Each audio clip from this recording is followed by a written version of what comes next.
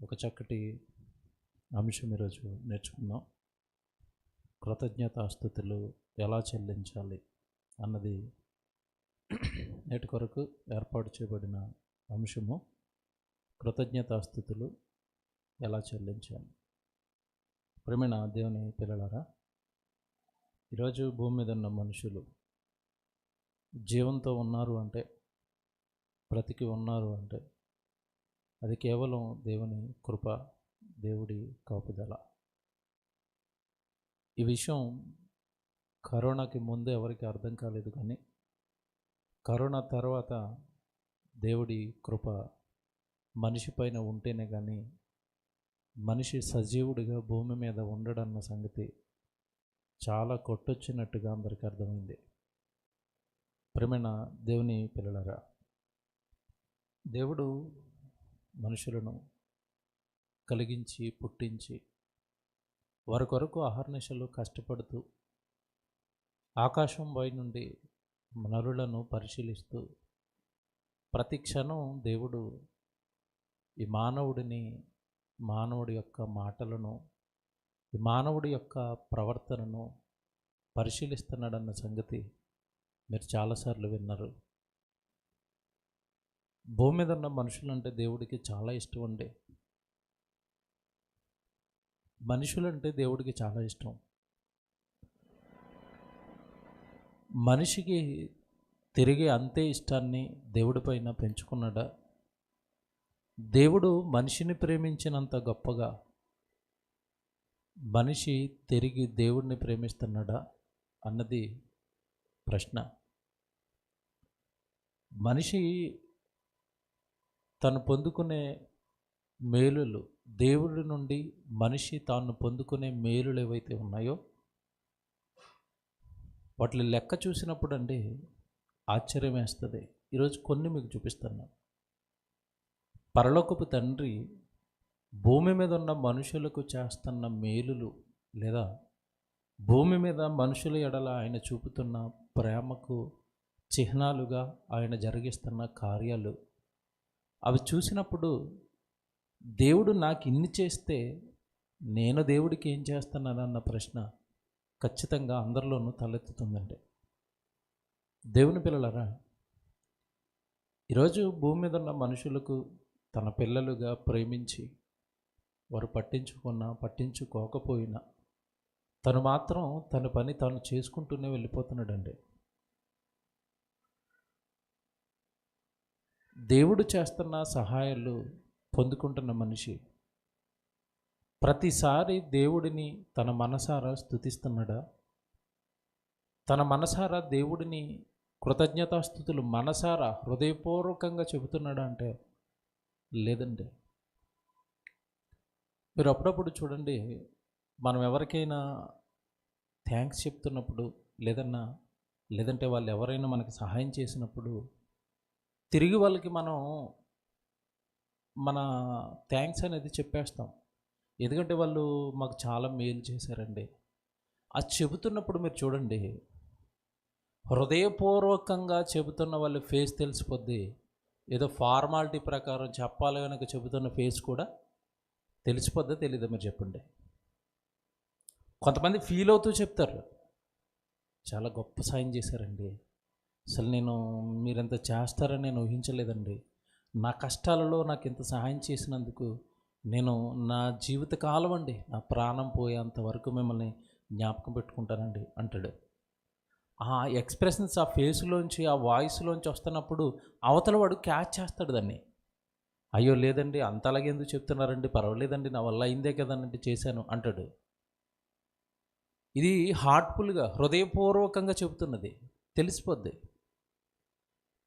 కొన్ని సందర్భాల్లో చెప్పకపోతే వాళ్ళు ఫీల్ అవుతారేమో అన్నట్టుగా చెప్తూ ఉంటారు కదండి, అది తెలిసిపోద్ది మళ్ళీ.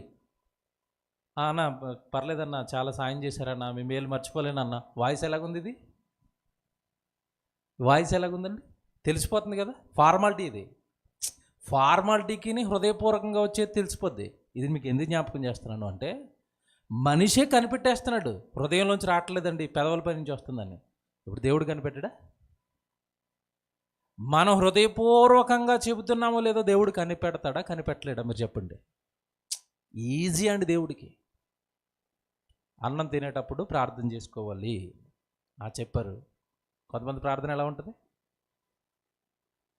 అయిపోయింది, ఏం చెప్పారో తెలీదు.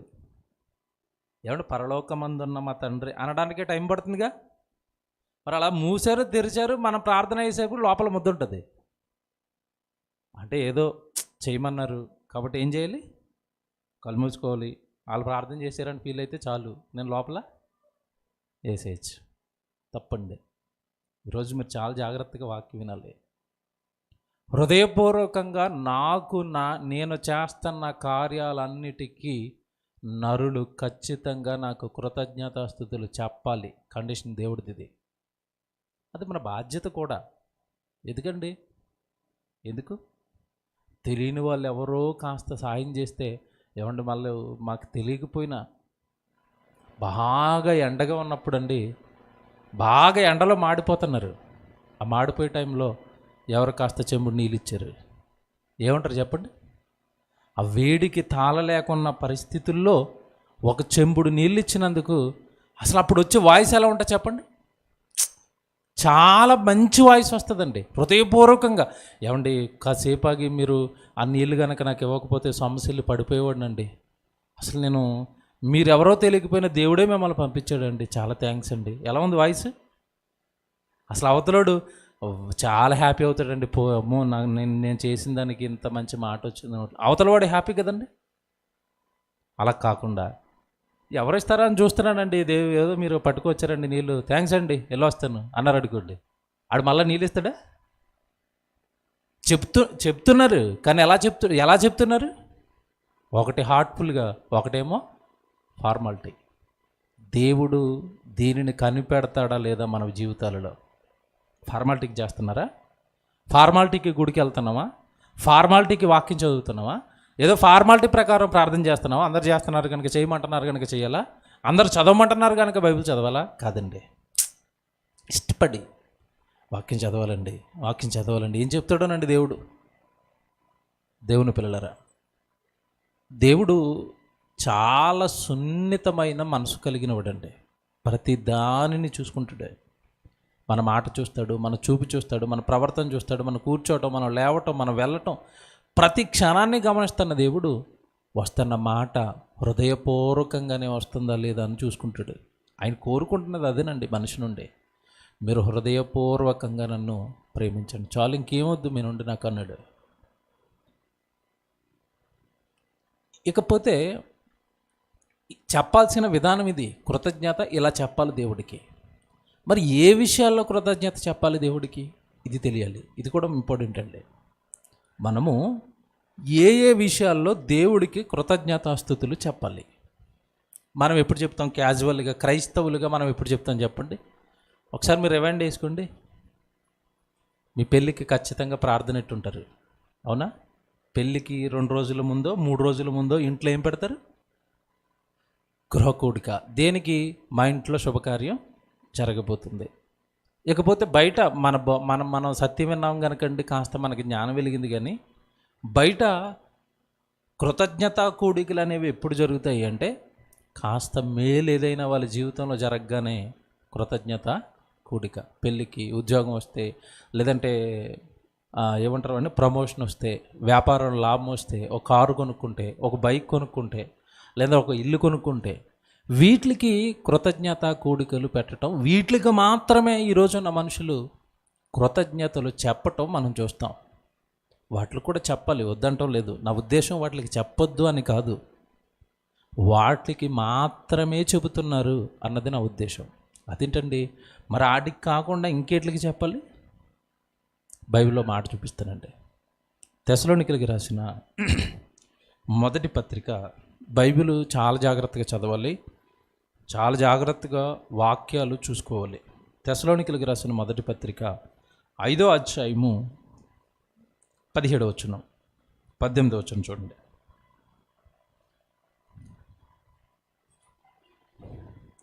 తెస్సలోనికీయులకు రాసిన మొదటి పత్రిక 5వ అధ్యాయము 17, 18 చదువుతున్నారు. ప్రతి విషయమునందును కృతజ్ఞతాస్తుతులు చెల్లించుడి. ఇలాగు చేయుట యేసుక్రీస్తునందు మీ విషయములో దేవుని చిత్తము, దేవుడికి ఇష్టము. ఏంటి ఇష్టమంట? ఏమి ఇష్టం అన్నాడు అక్కడ? మీరు మేలు జరిగిన ప్రతిసారి కృతజ్ఞతాస్తుతులు చెల్లించటం దేవునికి ఇష్టము అనుంది అక్కడ. ఏమనుంది చెప్పండి బైబిల్లో? ప్రతి విషయమునందు అనుందా? ప్రతి విషయం అంటే ఏంటి చెప్పాలి? ఇప్పుడు నీకు మేలు జరిగిన స్తుతి చెప్పాలి, నీకు కీడు జరిగిన స్తుతి చెప్పాలి. ఇదేంటండి, ఇది కొత్తగా ఉంది కదా. మేలు జరిగినప్పుడు మేము ప్రార్థనలు చేస్తాం, మేలు జరిగినప్పుడు గుడికి వచ్చేస్తాం, మేలు జరిగినప్పుడు కానుకలు ఇస్తాం. కీడు జరిగితే మాత్రం తిడతాం. అంతేనా? బిడ్డ పుడితే ఆనందం, 4 రోజులకి ఆ బిడ్డ చచ్చిపోతే తిట్లు. ఈ మధ్యకాలంలోనండి మాకు తెలిసిన వాళ్ళకి పుట్టాడు బిడ్డ పుడితే లేక చాలా సంవత్సరాలకి బిడ్డ పుట్టిన తర్వాత ఏదో ఆరోగ్యం ఇబ్బందో ఏదో మొత్తం మీద 4 రోజులకి చనిపోయిందండి బిడ్డ. పుట్టినప్పుడేమో పొగిడారండి. చనిపోగానే చుట్టుపక్కల ఉన్న వాళ్ళండి, ఏం దేవుడో ఏమోనండి, ఎందుకు ఇస్తాడో ఎందుకు తీసేస్తాడో. చూసారండి డైలాగ్? ఏం దేవుడో ఎందుకు ఇస్తాడో. చూసారండి ఎవరికి ప్రశ్న? నిజంగానండి ఆ ప్లేస్లో నేను ఉంటే అన్నవాళ్ళని లేపేస్తాను, దేవుడి ప్లేస్లో. అంత కోపం కదండి. అసలు దేవుడు ప్రశ్నించడానికి ఎవడండి? నీకే దిక్కులేదు, నువ్వు ఎప్పుడు పోతావో నీకే తెలియదు. ప్రశ్న ఎవరికి ఇప్పుడు? దేవుడికి. ఆయన పిల్లలు, ఆయన ఇష్టం, పుట్టిస్తాడు, చంపుతాడు. అడగడానికి ఎవరండి? ఆయుష్కాలం అనేది దేవుడి చేతుల్లోని నిర్ణయం. ఎందుకు? ఆయన ప్రణాళికలో ఏముందో, లేదా ఆయనే ఏమి ఉద్దేశించి ఆ కార్యాన్ని ఆ కుటుంబంలో జరిగించాడు. ఎందుకంటే దేవుడి ఉద్దేశాలు తెలియడానికి చాలా కాలం పడుతుందండి. మనిషి తొందరపాటు ఎక్కువ ఉండే. ఒక కుటుంబంలో లేదంటే ఒక వ్యక్తి జీవితంలో ఒకటి జరిగింది అంటే దాని పర్యవసానం ఏదో ఉంటుంది, అది లాంగ్ రన్లో తెలుస్తుంది. ఇందుకు చేశాడా దేవుడిది అర్థం కావడానికి టైం పడుతుంది. దేవుడివి వెంట వెంటనే రిజల్ట్స్ రావండి. వెంటనే మనకి ఎలాగంటే విత్తనం వేయంగానే మనకు పళ్ళు కావాలి, అవదు. విత్తనం పడాలి, చెట్టు అవ్వాలి, కాయలు కాయాలి, ఆ కాయ ముగ్గాలి, ప్రాసెస్. దేవుడి కార్యక్రమాలు కూడా అలాగే ఉంటాయి దేవుని పిల్లలారా. కనుక ఈరోజు మేలు జరుగుతుంటే స్తుతి చెప్తున్నారు, కీడు జరగగానే ఎక్కడో మనుషుల హృదయాలన్నీ కూడా దేవుడి నుండి ఏమవుతున్నాయి? దూరం జరుగుతున్నాయి. ఎందుకునండి ఇలా చేశాడు దేవుడు? ఎందుకంటే ఇలా చేశాడు? ఎందుకండి దేవుడు ఇలా చేశాడు? ఏం జరిగినా నీ జీవితంలో నువ్వేం చెప్పాలంట? స్తుతి చెప్పాలి. చెప్పిన భక్తుడి జీవితం ఒకటి మన కళ్ళ ముందు ఉంది. యోబు గారండి, మీకు తెలుసు కదా, చాలా ధనవంతుడు. ఏమండి, గొర్రెల మందలు, మేకల మందలు, ఏమండి ఎద్దుల మందలు, తర్వాత ఒంటెలు, భయంకరంగా ఆస్తుంది. ఆస్తిపరుడు, ఏమండి మంచి ఆరోగ్యంతో ఉన్నాడు. అలాగే ఆయన చుట్టూ పిల్లలు, భార్య, సుఖంతో సంతోషంతో ఉన్నాడు. నీతిగా, న్యాయంగా, యథార్థంగా బ్రతుకుతున్నాడండి. దేవుడు అంటే చాలా ఇష్టం, దేవుడు అంటే చాలా భయం, దేవుడు అంటే చాలా భక్తి. ఎప్పుడైతే అలా బ్రతుకుతున్నాడో యోబు, పరీక్షకు సాతాను కోరుకున్న తర్వాత జీవితం మీకు తెలుసండి, ఆస్తంతా పోయింది. చివరికి మనిషి ఏది పోయినా తట్టుకుంటాడు కానండి, పిల్లలకి ఏదైనా జరిగితే తట్టుకోలేడు. మనకులా ఒకరు కదండి, ఇద్దరు కదండి పిల్లలు. ఉన్న పిల్లలందరూ కుప్పకూలిపోయారు, చచ్చిపోయారు. ఆ వార్త ఒక్కొక్కటి ఆస్తి పోతుంది, గొర్రెలు పోయాయి, ఎడ్లు పోయాయి, ఒంటలు పోయాయి, ఆస్తి పోతుంది, నెమ్మదిగా పిల్లలు పోయారు. ఇవన్నీ చెవిలో పడుతున్నాయి. ఒకదాని మీద దెబ్బ ఒకదాని మీద ఒకటి. ఇక యోబు స్థానంలో మనం ఉంటే మళ్ళీ తిరిగి లేస్తామా? మళ్ళీ మన నోట్లోంచి దేవుడా అన్న మాట వస్తుందా అనిపిస్తుందండి. గట్టిగానండి, నాకు నేనే ఒక్కొక్కసారి అండి అల్లాడిపోతూ ఉంటాను తగులుతున్న దెబ్బలకి. ఒకదాని మీద ఒకటి పడిపోతుంది, చెవిలో పడుతున్నాయి. అన్నీ పడితే పర్వాలేదండి, ఏదో కాస్త అలా గట్టిగానే ఉన్నాడు. పక్కనే ఉండి సపోర్ట్ చేయాల్సిన భార్య కూడా వచ్చి అంటుంది, ఏమి నమ్మేవో ఏమో నువ్వు దేవుడిని. ఎవరండి? కష్టాలలో తోడుగా ఉంటానని పెళ్ళైనప్పుడు ప్రమాణం చేశారు. ఏమని? బాధ ఎందును, కష్టమందును, సుఖమందును, ఏ మందైనా నేను ఉంటానన్నది పెళ్ళప్పుడు. భర్తకి కష్టం రాగానే ఆమె కూడా రాయేయడానికి ట్రై చేస్తుంది. అప్పుడు యోబు పలికిన ఒక మాట ఉంటుందండి బైబిల్లో, నిజంగా అది అందరి హృదయాలలో లిఖించుకోవాల్సిన మాట అండి. యోబు పలికిన మాట అది ఒరిజినల్ భక్తుడి యొక్క మనసు అండి.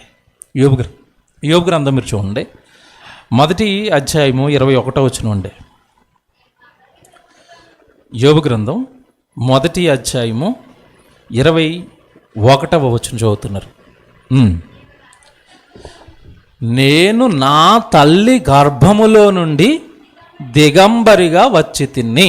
ఏమంటే ఎక్కడ నుంచి ప్రసంగం ఎత్తుకున్నాడు చూడండి, బాగా వినాలండి. యోబు గారు మాటని ఇక్కడ దేవుడు రాయించాడు తప్ప ఇది యోబు గారు తన భార్యకు చేస్తున్న ప్రసంగం, ఇది మర్చిపోకూడదు. బైబిల్లో దేవుడు చెప్పాడు కదండి, అన్నీ రాయడానికి అన్నీ రాయించి పెడితే ఆ మాటలకు ఈ భూలోకమైన ఆ గ్రంథాలకి సరిపోదు. ఒక్కొక్క మాట వేసి పెట్టాడు. అలాగా మీరు చదువుతున్నప్పుడు అక్కడ ఎలా అర్థం చేసుకోవాలి అంటే, యోబు గారు యోబు భార్యకు చేస్తున్న ప్రసంగం ఇది. ఏమని చేస్తున్నాడు? నేను తల్లి గర్భం నుండి దిగంబరిగా. ఏమండి, నేను తల్లి గర్భం నుండి దిగంబరిగా వచ్చి తినంటే అర్థం ఏంటి చెప్పండి? నేను వచ్చినప్పుడు నువ్వు కూడా లేవు, అవునా? యోబు గారు తల్లి గర్భం నుండి బయటకు వచ్చినప్పుడు భార్యగా ఇవిడ ఉందా అక్కడ? లేదు. నన్ను తల్లి గర్భంలో నిర్మించింది, నన్ను భూమి మీదకి నడిపించింది నా దేవుడు. ఎలా నడిపించాడు భూమి మీదకంటే, ఇదిగో ఇప్పుడు కోల్పోయాం అని ఆస్తి అంటున్నావు కదా, ఈ ఆస్తి పట్టుకునేవి మనం భూమి మీదకి రాలేదు. దిగంబరిగా భూమి మీదకి వచ్చాం.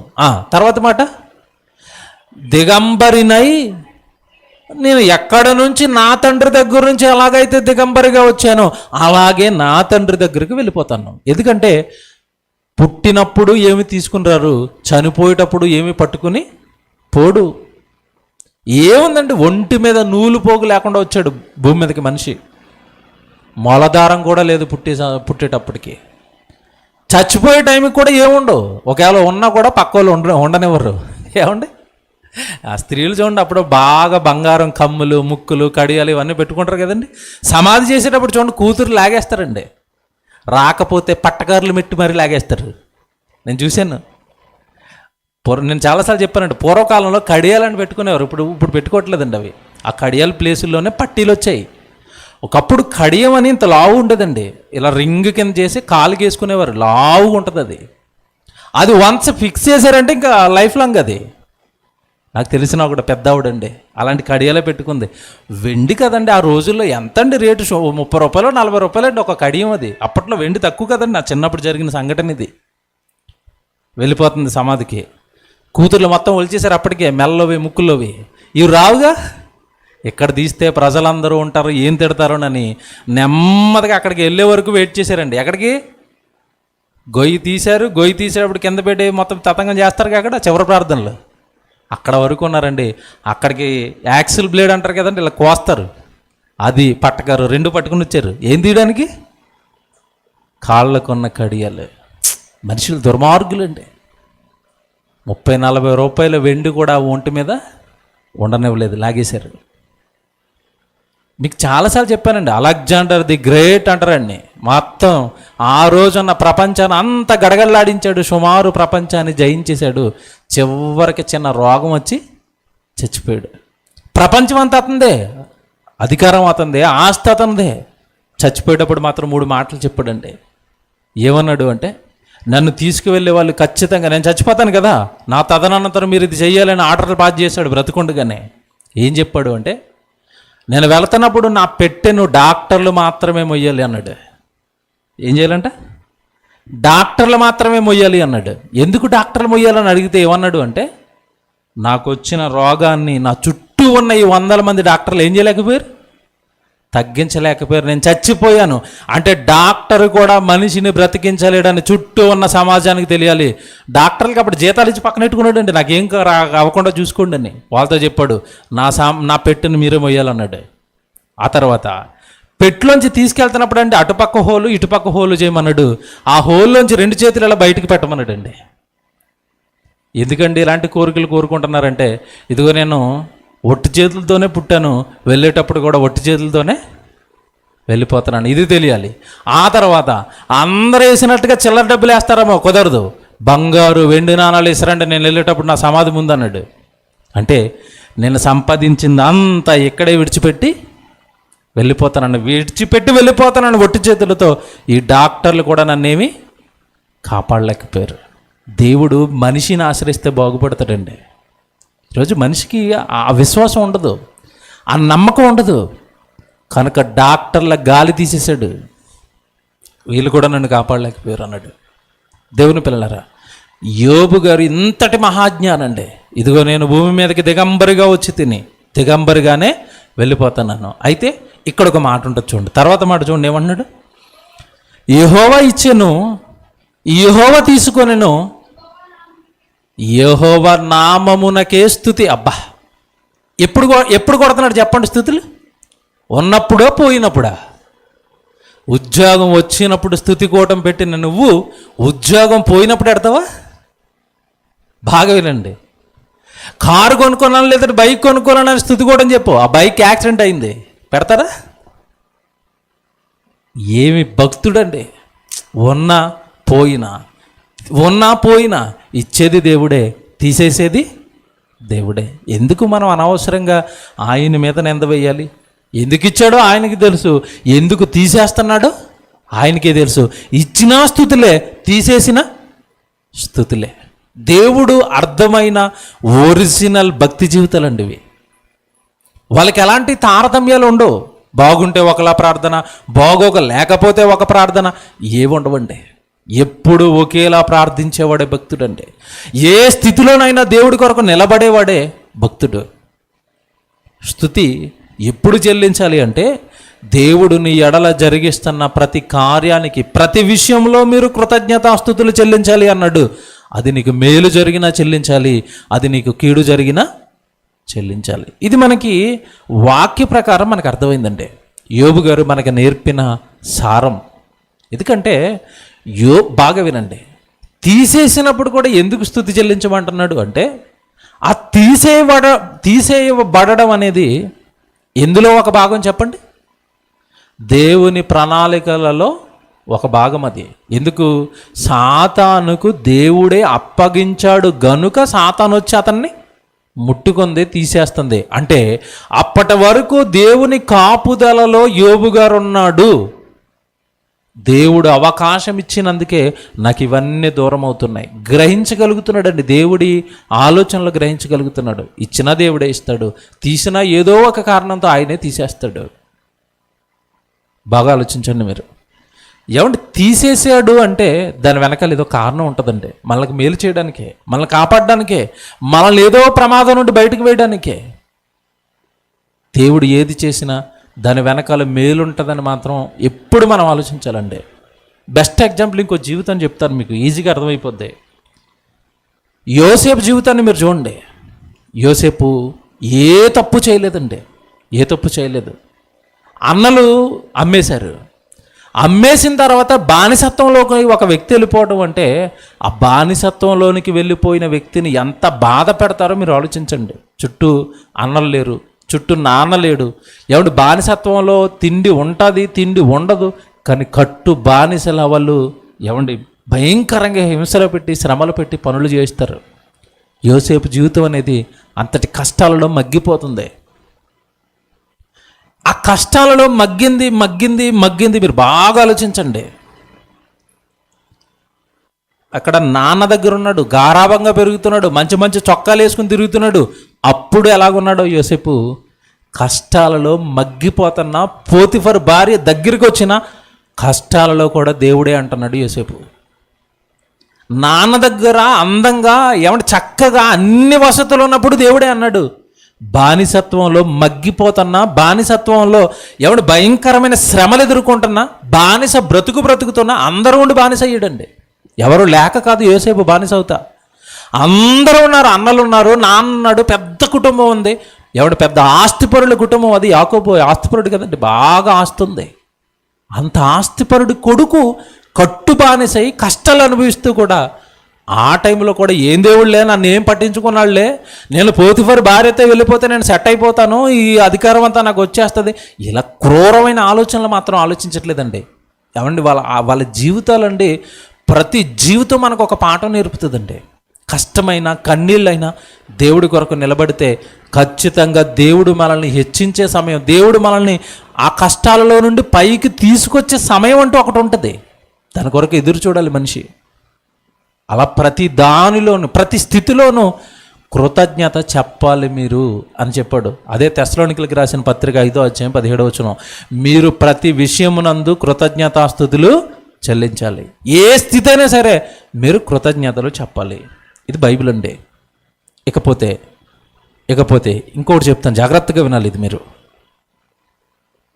మనిషికి మేలు జరిగినప్పుడు దేవుడికి కృతజ్ఞతాస్తుతులు చెబుతున్న మనిషి, మళ్ళీ చెప్తున్నాను, మనకి మేలు జరిగినప్పుడు కృతజ్ఞతాస్తుతులు చెబుతున్నాం దేవుడికి.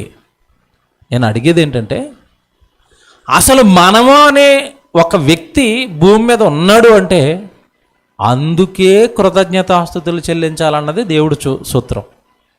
మళ్ళీ చెప్తున్నాను,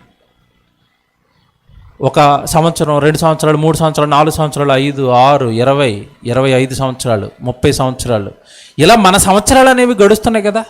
గడుస్తున్న ఈ సంవత్సరాల కాలంలో దేవుడు మనల్ని ప్రేమించి మనకి చేస్తున్న మేలులు అనేవి చాలా ఉంటాయండి. 1986 అండి, 1986 అప్పటికే మేము పుట్టి 2 నెలలు అయిందండి. 2 నెలల పిల్లవాడిని నేను. ఎప్పుడూ రానంత భయంకరమైన గోదావరి మాది. ఒక లంక గ్రామం ఉంటుంది, చుట్టూ గోదావరి ఉంటుంది, మధ్యలో ఊరు ఉంటుంది.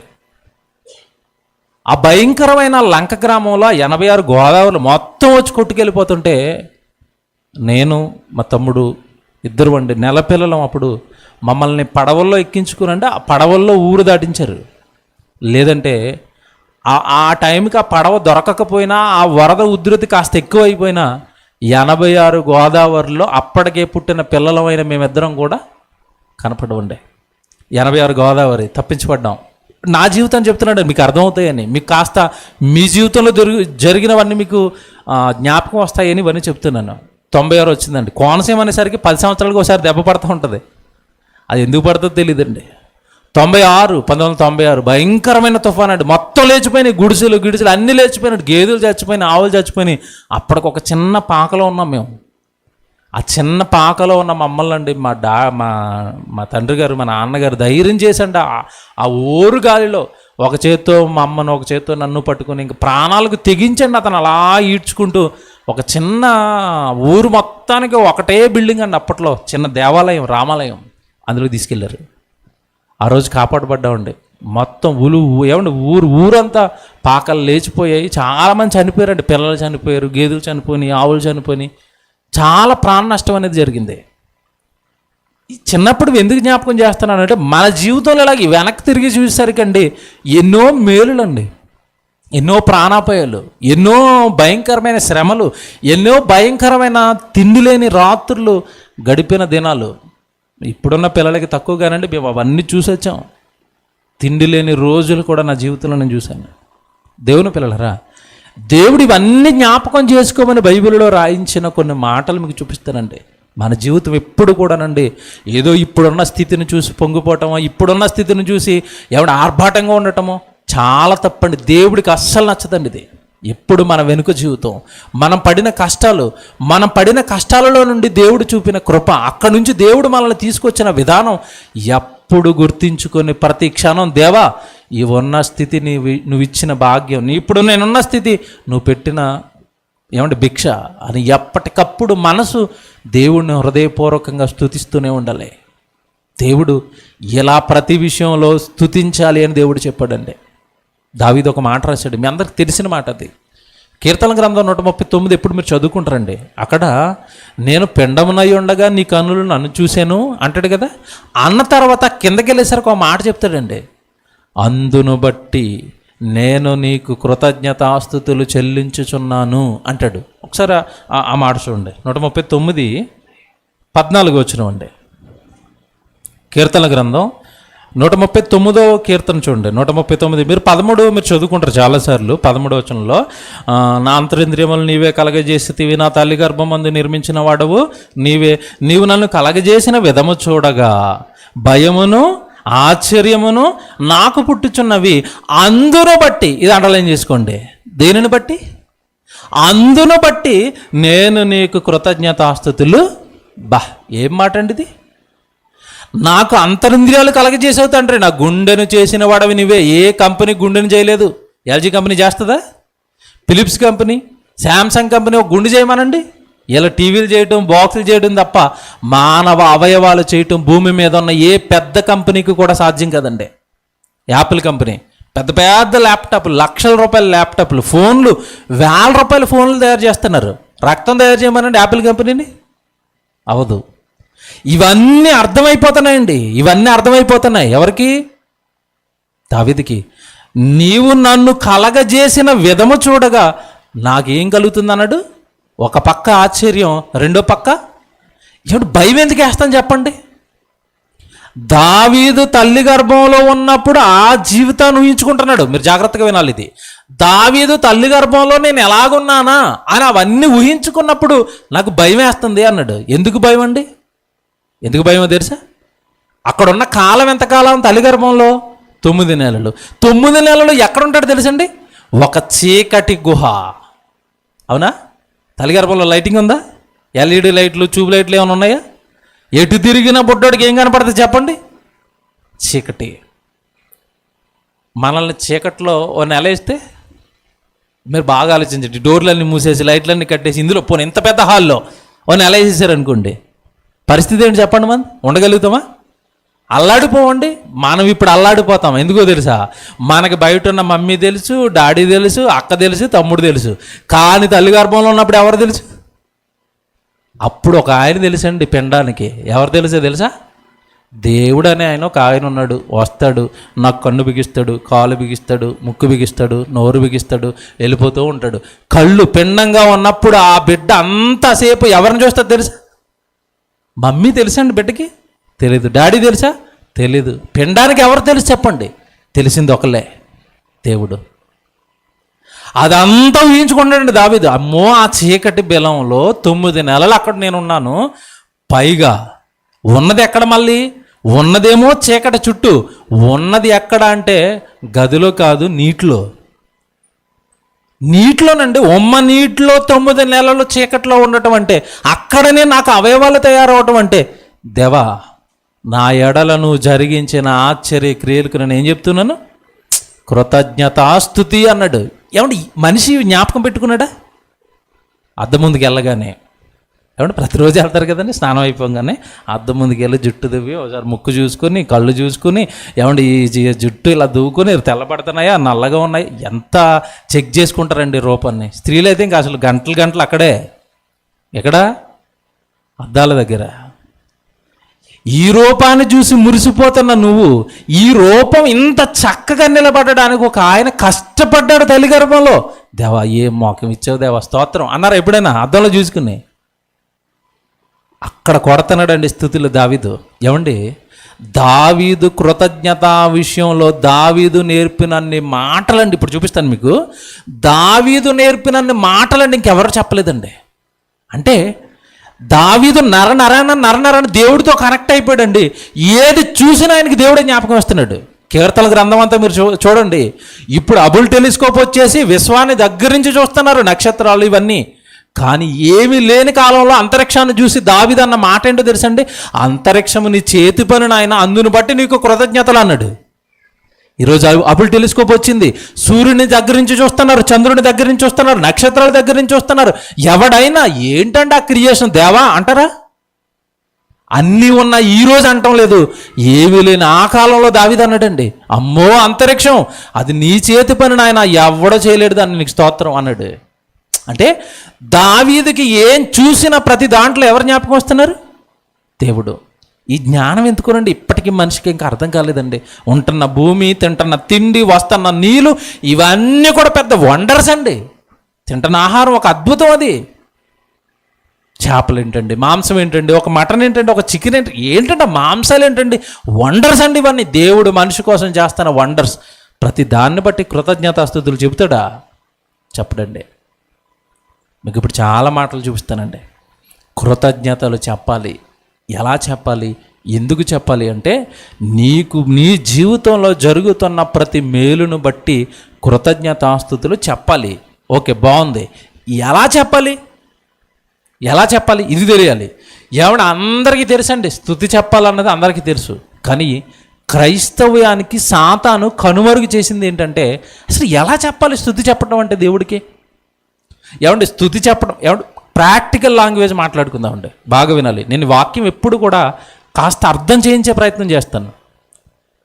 స్తుతులు చెప్పడం అంటే దేవుడికి థ్యాంక్స్ చెప్పడం అండి. థ్యాంక్స్ ఎప్పుడు కూడా ఎందుకు చెప్తాం చెప్పండి? అవతల ఆయన మనకు సహాయం చేశాడు కనుక ఆయన ఆనందంగా ఉండేది చేయాలి. అప్పుడప్పుడు చూడండి, కాస్త అవతల వాళ్ళు చేసింది పెద్దదైనప్పుడు అండి, యువతల వాళ్ళు హృదయం ఎలా ఉంటుందంటే, ఏమంటే నాకు ఎంత మేలు చేసిన ఆయనకి ఏదో ఒకటి నేను కాస్త గిఫ్ట్ ఇవ్వాలండి. ఏమి ఇవ్వాలనుకున్నప్పుడు ప్రధానంగా రెండు ఆలోచిస్తారండి. ఏం ఆలోచిస్తారు అంటే, ఆయన అవసరానికి ఉపయోగపడేది ఇస్తే రోజు నన్ను జ్ఞాపకం చేసుకుంటాడండి. వాచ్ ఇచ్చాను అనుకోండి, వాచ్ గిఫ్ట్ కింద పెట్టుకుని టైం చూసుకున్నప్పుడల్లా ఎవరు జ్ఞాపకం వస్తారు? ఇచ్చిన నేనే జ్ఞాపకం వస్తాను.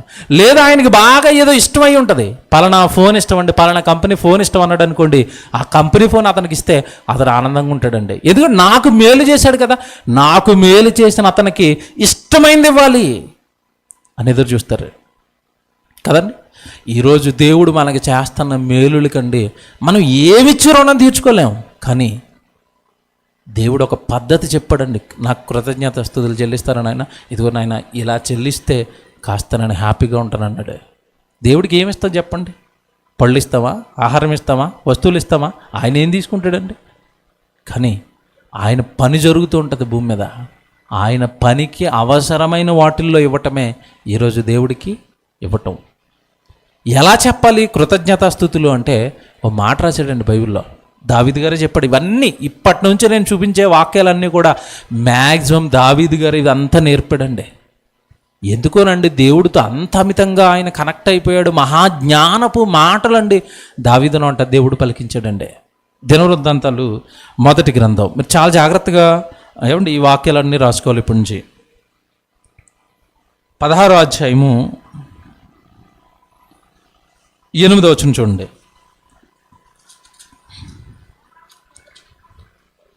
దినవృత్తాంతాలు 1వ గ్రంథం 16వ అధ్యాయము 8వ వచనం చదువుతున్నారండి. మీరు జాగ్రత్తగా అందరు తీసుకోండి. దినవృత్తాంతాలు 1వ గ్రంథం 16వ అధ్యాయము 8వ వచనం. యెహోవాకు కృతజ్ఞతాస్తుతులు చెల్లించుడి. ఏమండి యెహోవాకు కృతజ్ఞతాస్తుతులు చెల్లించండి. ఎలా చెల్లించాలి చెప్తాడు ఇప్పటి నుంచి చాలా జాగ్రత్తగా. స్తుతి చెల్లించటం అంటే మీకు సంఘాలలో జరిగేది ఏంటో మీకు తెలుసు. స్తుతి అనగానే స్తుతి స్తుతి స్తుతి స్తుతి. ఎక్కడ కూర్చుని? సంఘంలో కూర్చుని దేవుడికి మేము స్తుతులు చెల్లిస్తున్నామని స్తుతి 1, స్తుతి 2, స్తుతి 3, ఇలా సుమారు ఒక గట్టిగా అంటేనండి ఒక 100 సార్లు అంటారండి. 100 సార్లు అన్న తర్వాత అలసిపోయి ఏమంటారంటే ఇక చివరిలో, దేవా నీకు వేల స్తుతులు అంటారు. అంటే అర్థం ఏంటి? 1000 అనడానికి కూడా ఇప్పుడు మాకు నోరు నిప్పడుతుంది కనుక 1000 అంకేస్తాం, నువ్వు కొట్టుకో అవి. ఇదా దేవుడికి స్తుతి చెల్లించడం అంటే? ఏమంటే దేవుడికి స్తుతి చెల్లించడం అంటే ఇదా? ఏమంటే ఒక మాట ఒకసారి మాట్లాడితే వినసొంపుగా ఉంటుందండి, రెండోసారి మాట్లాడితే సేమ్ ఒకటే మాట రెండోసారి మాట్లాడుతున్నారు. మీకు ఎలాగుంటుంది చెప్పండి? ఈయనేంటండి చెప్పిందే చెప్తున్నాడు, మూడోసారి అదే అన్నాడు, ఎలాగుంటుంది? కాస్త చాదస్తపు మనిషి ఏమోండి అనుకుంటాం కదండి. 4వసారి అదే అన్నాడు. ఇక మీ మనసులో ఉండే అవతల వ్యక్తి మీద ఉన్న ఆలోచనలు ఆటోమేటిక్గా చేంజ్ అయిపోతూ ఉంటాయి. చాదస్తం అనుకున్నామండి, కాదండి వీడికి ఏంటి పిచ్చండి వీడికి. ఏమండి అన్నయ్య మీరు చాలా బాగున్నారు, ఒకసారి ఎలాగుంటుందండి మీకు ఇది? ఏదో అమ్మానంతో చెప్పాడేమో, అన్నయ్య మీరు చాలా బాగున్నారు. రెండోసారి ఏదో చాదస్తం కంటిన్యూ, అన్నయ్య మీరు చాలా బాగున్నారు, అన్నయ్య మీరు చాలా బాగున్నారు, ఇలాగే కొడుతున్నాడు అనుకోండి, ఎలాగుంటుంది మీకు? ఈరోజు భక్తులు దేవుడికి చేసేది అదే స్తుతి. ఒకసారి బాగుంది, 2 స్తుతి స్తుతి స్తుతి. ఏంటిది? చివరికి స్తుతి కాస్త చివరికి వెళ్ళిపోయాక ఒత్తి ఎగిరిపోతుంది. ఇక్కడ ఒత్తి ఎగిరి అక్కడ పడ్డది వెళ్ళి ఎక్కడ స్తుతి స్తుతి స్తుతి స్తుతి అంటే కొంచెం అలా గట్టిగానండి మీరు, చివరికి సుత్తి అయిపోయింది. అది సుత్తే, ఏమీ లేదండి. దేవుడికి సుత్తే, ఇక్కడ వింటున్న వాళ్ళకి కూడా అది సుత్తే. దేవుడికి స్తుతి ఎలా చెల్లించాలో రాశాడు వాక్యం. ఇక్కడ చెప్తున్నాడు చూడండి, చాలా జాగ్రత్తగా ఈ వాక్య భాగం చదవాలండి. ఏమంటున్నాడు? యెహోవాకు కృతజ్ఞతాస్తుతులు చెల్లించండి, ఆయన నామాన్ని ప్రకటన చేయండి. మీరు పైనుంచి చదివితే అర్థమవుతుంది. 7వ వచనం చదివితే, ఆ దినమందు యెహోవాను స్తుతి చేయి విచారణని ఏర్పరిచి దావీదు ఆషాపు చేతికిని వారి బంధువుల చేతికిని దానిని అప్పగించెను. ఆ స్తుతి విధమేదనగా, అండర్లైన్ చేసుకోండి, స్తుతించే విధానం ఇది. ప్రతిదీ బైబిల్లో రాశాడండి దేవుడు. ఈ వాక్యాలు ప్రజలకి చెప్పక ఈరోజు విశ్వాసులను భ్రష్టు పట్టించారు ఈరోజు బోధకులు. స్తుతి ఎలా చెల్లించాలో దేవుడు రాశాడు. ఆ వాక్యం ప్రజలకు చెప్పలేదండి ఇప్పటి వరకు బోధకులు. విద్యార్థులు ఫెయిల్ అయిపోతున్నారంటే ప్రాబ్లం ఎవరిలో ఉంటుందో తెలుసండి? ఎక్కువ మాస్టర్ సరిగా ఏం చెప్పలేదు, అక్కడ పాఠాలు చెప్పలేదు. ఈరోజు బోధకులు బైబిల్లో ఉన్నది విశ్వాసులకు చెప్పలేదండి. స్తుతి స్తుతి స్తుతి స్తుతి అని ఒక్క చోట కూర్చోబెట్టి స్తుతి కొట్టించారు తప్ప స్తుతి విధానం ఇలా రాశాడు దేవుడు బైబిల్లో, ఇది మనం చెయ్యాలి అని చెప్పలేదండి. స్తుతి విధమేదనగా అన్నాడు. 8వ వచనంలో ఇప్పుడు చెప్తున్నాడు ఏమని? యెహోవాకు కృతజ్ఞతాస్తుతులు చెల్లించండి. మిమ్మల్ని పుట్టించాడు, మిమ్మల్ని కాపాడుతున్నాడు, మీకు తిండేడుతున్నాడు, మీకు ఆరోగ్యాన్ని ఇస్తున్నాడు, అన్నిటికీ మీరు యెహోవాకు కృతజ్ఞతాస్తుతులు చెల్లించండి. ఎలా? ఇప్పుడు చెప్తాడు ఏమని? ఆయన నామమును ఆయన నామాన్ని ప్రకటించటమే ఆయనకు స్తుతి చెల్లించటం. ఆయన నామమును ప్రకటన చేయుడి, ఆయన కార్యములను జనములలో ఎక్కడ తెలియజేయాలి? దేవుడి కార్యాలు జనములలో. మనోళ్ళ సాక్ష్యాలు ఎక్కడ చెప్తారు? సంఘాలలో. రివర్స్ అయిపోయింది చూసారా? తెలియని వాడి దగ్గరికి వెళ్ళి దేవుడు నీకు ఏం చేశాడో చెప్పు, వాడు దేవుళ్ళలోకి వచ్చే అవకాశం ఉంటుంది. సంఘంలో అందరూ విశ్వాసులే, సంఘంలో అందరూ భక్తులే. ఇక్కడేంటి స్తుతి, ఇక్కడేంటి సాక్ష్యాలు? ఏంటండి ఇదంతా ఇలా జరిగిపోతుంది చూడండి క్రైస్తవ్యంలో. సాక్ష్యం అనగా ఏం చెప్పారండి? మళ్ళీ అదో పెద్ద పాఠం. రెండు గంటలు వినాలి మీరు బైబిల్లోంచే. మళ్ళీ సాక్ష్యం అనగానే నా కడుపు నొప్పి తగ్గిపోయింది, ఏమంటే మా గేదెకి దూడ పుట్టింది, ఇయే కదండి సాక్ష్యాలు క్రైస్తవ్యంలో చెప్తుంటే. దేవుడికి చెప్పమన్నాడా సాక్ష్యంగా? సాక్ష్యం ఏది చెప్పమన్నాడో కూడా తెలియదండి. అన్ని బైబిల్లో ఉన్నాయండి. మరి వరుసగా క్రమంగా అన్నీ నేర్చుకుందరు కదండి. మీరు సంఘానికి అంటుకట్టబడి సంఘంలో జరుగుతున్న ప్రతి వాక్యానికి, ప్రతి కార్యక్రమానికి, బైబిల్ తరగతులకు, ఆరాధనలకు మీరు వస్తున్నప్పుడు బైబిల్లో మీరు చాలా సంగతులు నేర్చుకుంటారు. ఎక్కడ చెప్పరండి ఇవి. ఉన్నది ఉన్నట్టుగా బైబిల్లో ఉన్న సంగతులు ఈరోజు విశ్వాసులకు చెప్పే బోధకులు తక్కువ. ఎందుకంటే వాళ్ళ ప్రసంగాలు అన్నీ కూడా మీ నుంచి దండుకోవడానికో, మీ నుంచి లాక్కోవడానికో ప్రసంగాలు తప్ప మిమ్మల్ని బాగు చేసి మీ పరమ తండ్రికి మిమ్మల్ని దగ్గర చేసే బోధలు ఏవి లేవండి, ఎక్కడ లేవు. ఇవ్వండి ఇవ్వండి ఇవ్వండి ప్రసంగం అంతా అదే. పూరి కొట్టి ఆయన 10,000 ఇచ్చాడు, తుడుచుకునే ఆవిడ 20,000 ఇచ్చింది. ఇయే కదండి బోధలు, ఇయే కదండి ఎల్ఈడి లేచి చూపిస్తున్నారు ఇప్పుడు.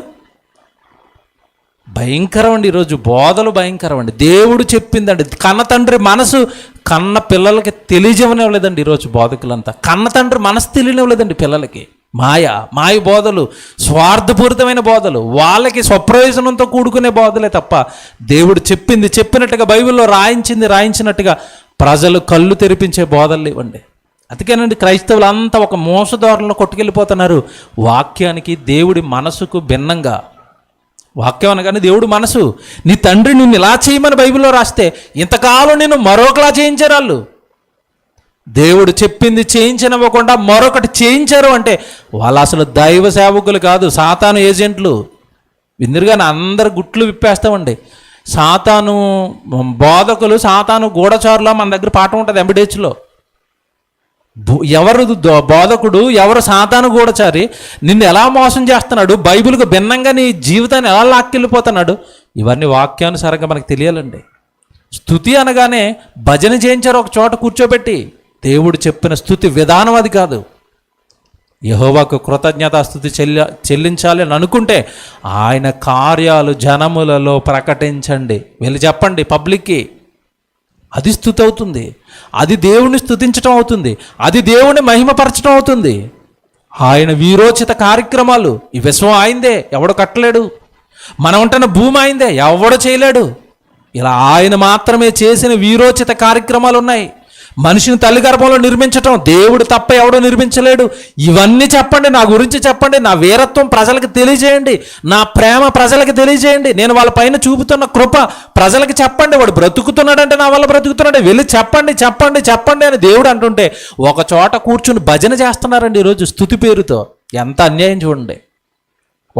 ఏదో వాక్యం ఒక చోట ఎలా రాయించాడు అని అనుకోకండి. ఇప్పటి నుంచి వాక్యాలు నీవే ఇస్తాను, నేను చాలా ఇస్తాను. ఇప్పుడు ఒకటి కాదండి, చాలా వాక్యాలు ఇస్తాను. స్తుతి చెల్లించటం అంటే దేవుడి కార్యాలు ప్రజలలో చెప్పటం, అది స్తుతి. నీకు మేలు జరిగిందా, వెళ్ళి చెప్పు. దేవుడు నా తండ్రి చాలా గొప్పవాడండి. గృహగుడికి పెట్టి చెప్పిస్తావా? ఒక సెమినార్ పెట్టి చెప్పిస్తావా? లేదా ఒక ఊర్లో, మీ ఊర్లో సభ పెట్టి చెప్పిస్తావా? దేవుడి గురించి చెప్పు, దేవుడి గురించి చెప్పించు, దేవుడి కార్యాల గురించి చెప్పించు. ఇదండి స్తుతి చెల్లించటం అంటే. ఆయన కీర్తి ప్రజలలో కొనియాడబడటమే దేవుడికి భూమి మీద ఉన్న నరుడు చెల్లించే కృతజ్ఞత స్తుతి. ఇది దేవుడు బైబిల్లో చెప్పిన విధానం. ఇక మీకు చూద్దరు కానండి, ఇలాగా మీరు కిందకు వచ్చేస్తే 9వ వచనం కూడా చదవండి. 9వ వచనం అండి.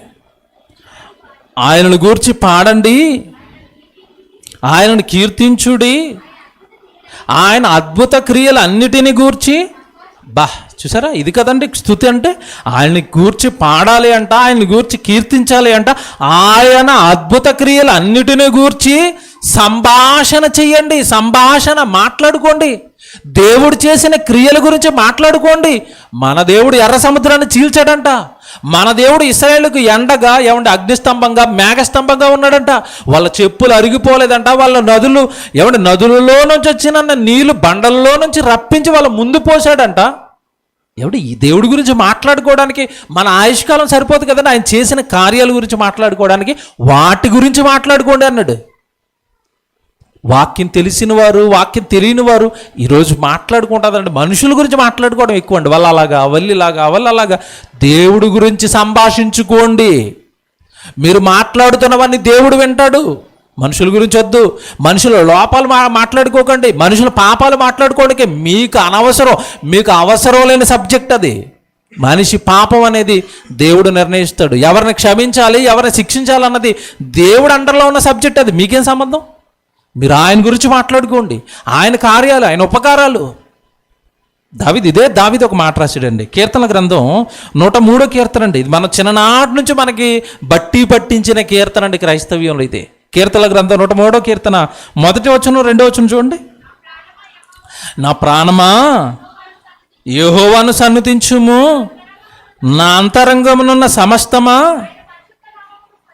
ఆయన పరిశుద్ధ నామమును సన్నుతించుము. తర్వాత నా ప్రాణమా యెహోవాను సన్నుతించుము.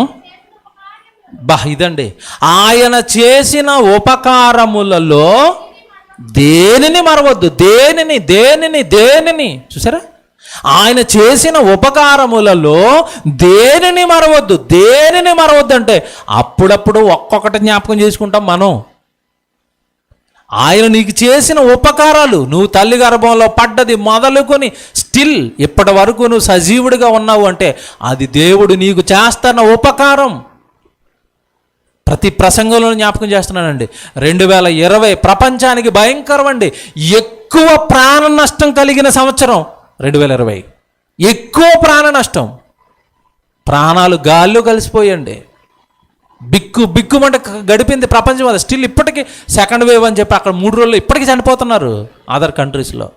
కానీ మనం మాత్రం సేఫ్ అండి, క్షేమంగా ఉంటున్నామండి. క్షేమంగా తిరుగుతున్నాం, క్షేమంగా పని చేసుకుంటున్నాం, చక్కగా వాక్యాలు వింటున్నాం, ప్రసంగాలు వింటున్నాం, సన్నిధికి వస్తున్నాం, దేవుడి కొరకు పని చేసుకుంటున్నాం. ఏంటండి ఈ భాగ్యం, ఏంటండి ఈ కాపుదలు, ఏంటండి ఈ రక్షణ, ఏంటండి దేవుడు మనకిచ్చింది. నాకు ప్రతి క్షణం అండి, నేను హ్యాపీగా దేవుడి పనిలో ఉన్న ప్రతి క్షణం నాకు ఇదే జ్ఞాపకం వస్తుందండి. దేవా, ఆ లిస్ట్లో నన్ను లిస్ట్ అవుట్ చేసావు, సజీవుడిగా నన్ను భూమి మీద ఉంచావు. దేవుడు చేసిన ఉపకారములలో ఏం చేయకూడదంట? దేనిని మరవద్దు. ప్రపంచానికి పెను ఉప్పిన కరోనా, అందులోంచి నన్ను బయటకు వేసావు దేవా, స్తోత్రం. ఎవరు చెప్పారు చెప్పండి? ఇప్పటికొచ్చి ఎవరు చెప్పారు? చెప్పటం అంటే ఏంటి? ఆయన కార్యములను ప్రజలలో మీరేం చేయాలి? ప్రకటించండి. ఎవరు పెట్టారండి? కృతజ్ఞత కూడిక కరుణ నుండి నన్ను దేవుడు కాపాడాడు. ఎవరు పెట్టుకున్నారు చెప్పండి? ఏముండదండి, ప్రసంగాలు వింటాం, బాగున్నాయని మార్కులు వేయటం, ఇంటికి వెళ్ళిపోవటమే. ప్రాక్టికల్ లైఫ్లో వాక్యం రానంత కాలం దేవుడికి మనం నచ్చమండి. మనం మన ప్రాక్టికల్ లైఫ్లో వాక్యం పడాలి. ఇదిగో విన్నానండి, ఇది చేస్తున్నానండి. దొంగ బాప్తీసాలు తీసేసుకున్నాం ఒకప్పుడు. మేము తీసేసుకున్న తర్వాత వాక్యం నేర్చుకుంటున్నాం. చాలాసార్లు చెప్పాను నేను ఇది. మా ప్రిన్సిపల్ గారు మాకు వాక్యం నేర్పుతున్నారు. వరుసగా ఆయన బాప్తీసం ప్రసంగాలు మొదలుపెట్టాడు. మా రీసెర్చ్ సెంటర్లో ఇక్కడ చందనాలలో జరిగేదండి. బాప్తీసం ఎందుకు తీసుకోవాలి, బాప్తీసం ఎప్పుడు తీసుకోవాలి, బాప్తీసం ఎలా తీసుకోవాలి, బాప్తీసం ఏ నామంలో తీసుకోవాలి, రెండోసారి బాప్తీసం తీసుకోవచ్చా, 3 వారాలు 3 పాఠాలు విన్నానండి. తర్వాత రోజు నేను బాప్తీసం తీసుకున్నాను. ఎందుకో తెలుసండి, ఆ పాఠాలు విన్న తర్వాత నేను తీసుకున్న బాప్తిస్మము దొంగ బాప్తిస్మం అని నాకు తెలిసిపోయింది. వాక్యానుసారమైన బాప్తిస్మము కాదని తెలిసిపోయింది. మారు మనసు లేకుండా పెళ్లికి బాప్తిస్మానికి వెళ్ళిపోయినా అర్థమైపోయిందండి. ఇది చల్లదు, దేవుడి లెక్కల్లో ప్రమాదంలో ఉంది నా జీవితం. వెంటనేనండి ఈరోజు రాత్రి ప్రసంగం అయింది, పొద్దున ఫోన్ కొట్టాం, అనే మాకు బాప్తిసాలు కావాలి. 2-3 ఒకేసారి తీసుకున్నామండి. మార్పు, వాక్యం విన్నామా, లోబడిపోయి దాన్ని జీవితాలలో పెట్టేవారంగా ఉండాలండి. అప్పుడేనండి కాస్త దేవుడు మన జీవితాన్ని బట్టి ఆనందపడేది, మనల్ని మెచ్చుకునేది. దేవుడు చేసిన ఉపకారములలో దేనిని మరవద్దు. చూడండి, ఒక్కసారి మీ జీవితాన్ని చూడండి, వెనక్కి బోల్డ్ ఉంటాయండి. దేవుని పిల్లలరా, నేనే చేద్దాం అనుకుంటున్నానండి. త్వరలో మీకు ప్రకటిస్తాను. కృతజ్ఞత కూడిక. కరోనా నుండి దేవుడు మమ్మల్ని కాపాడినందుకు మా ఇంటి దగ్గర నేను పెట్టుకుంటానండి. ఫస్ట్ మీరు వద్దరు కానీ త్వరలో డేట్ చెప్తానండి. కాస్త మా ఇంటి పక్కన పని అవుతుందండి, వారంలో పెట్టుకుందాం అనుకున్నాం. కానీ దేవుని పిల్లలరా, దేవుడు చేసిన మేలుని దేన్ని మనం ఏం చేయకూడదు, మర్చిపోకూడదండి. బైబిల్లో ఈ స్తుతి చెల్లించడానికి దావీదు గారు ఇచ్చాడండి వాక్యాల గురించి. కాస్త టైం అయింది కదా, స్పీడ్గా ఒక్కొక్కటి చెప్పేస్తూ ఉంటాను, రాసుకోండి. కీర్తన గ్రంథం 26వ కీర్తన 7వ వచనం అండి. కీర్తన గ్రంథం 26వ అధ్యాయము 7వ వచనం అండి. కీర్తన గ్రంథం 26వ అధ్యాయము 7వ వచనం అండి. త్వరగా చదవాలి. ఒకరు కీర్తన గ్రంథంలో రెఫరెన్స్లే ఉంటాయి. ఒకరు స్పీడ్గా తీసుకుంటూ ఉండండి. కీర్తన గ్రంథం 26వ అధ్యాయం 7వ వచనం. అచ్చట కృతజ్ఞతాస్తుతులు చెల్లింతును. బాగా అర్థం చేసుకోవాలి. కృతజ్ఞతాస్తుతి చెల్లించడం అంటే ఏంటో చెప్తున్నాడు. అచ్చట నేను నీకు కృతజ్ఞతాస్తుతులు చెల్లింతును, నీ ఆశ్చర్య కార్యములను. చూసారా, నీ ఆశ్చర్య కార్యాలను వివరిస్తాను. అదే స్తుతి. దేవుడి కార్యాలు చెప్పటమే స్తుతి. తర్వాత 75వ కీర్తన మొదటి వచనం. 75వ కీర్తన మొదటి వచనం కూడా చూడండి. దేవా, మేము మీకు కృతజ్ఞతాస్తుతులు చెల్లించుచున్నాము, నీవు సమీపముగా ఉన్నావని కృతజ్ఞతాస్తుతులు చెల్లిస్తున్నావు. ఏంటంట, నీవు మాకు సమీపంగా ఉన్నావు తండ్రి, లేదంటే కరోనాలో మేము లేచిపోతాం తండ్రి. అందును బట్టి మేము మీకు ఏం చేస్తున్నాం. అందును బట్టి నరుడు నీ ఆశ్చర్య కార్యములను. ఇదంట స్తుతి చెల్లించడం అంటే దేవుడు మన జీవితంలో చేస్తున్న ఆశ్చర్య కార్యాలను వివరించాలంట. నువ్వు మాకు సమీపంగా ఉన్నావు తండ్రి, నువ్వు మాకు దగ్గరగా ఉన్నావు కనుక కాపుదల, నువ్వు మాకు దగ్గరగా ఉన్నావు కనుక ఈరోజు బ్రతుకున్నావు, లేదంటే లేచిపోయే వాళ్ళం తండ్రి. అందును బట్టి నీ ఆశ్చర్య కార్యాలను నరులు ఏం చేయాలి, వివరించాలి. ఈ సమాజానికి దేవుడు కాపాడాడు రా మిమ్మల్ని చెప్పాలి. ఎంత బాగున్నాయండి వాక్యాలు. ఇంకోటి చూడండి, 79వ కీర్తన అండి. 79వ కీర్తన 13వ వచనం చూడండి. 79వ కీర్తన 13వ వచనం.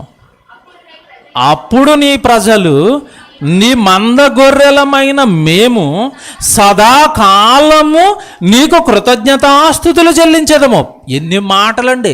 సదాకాలం అంటే ఎప్పుడు మేము నీకు కృతజ్ఞతాస్తుతులు చెల్లిస్తాము, తరముల వరకు నీ కీర్తిని ప్రచురిస్తాం. చూసారండి ఎంత బాగుందో ఇది. తరముల వరకు నీ కీర్తి నువ్వు చేసిన గొప్ప తరాలకు వివరిస్తాం. ఇదే నీకు స్థితి, మేము చెల్లించే స్తుతి. మా పిల్లలకి చెప్తాం, మా పిల్లలకి చెప్తాం. ఏమండి ఈరోజు పరీక్షలు రాయండి. ఎందుకు చెప్తున్నాను తెలుసండి అందరికీ?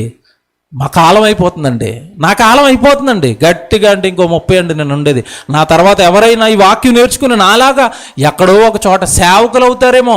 100 మందో 200 మందో లేదంటే 300 మందో పరీక్షలు రాస్తే అందులో కనీసం 10 మంది అయినా రాబోయే తరాన్ని నిలబెడతారేమోనన్న ఆశ అండి. ఇందులో మా స్వార్థం ఏమీ లేదు.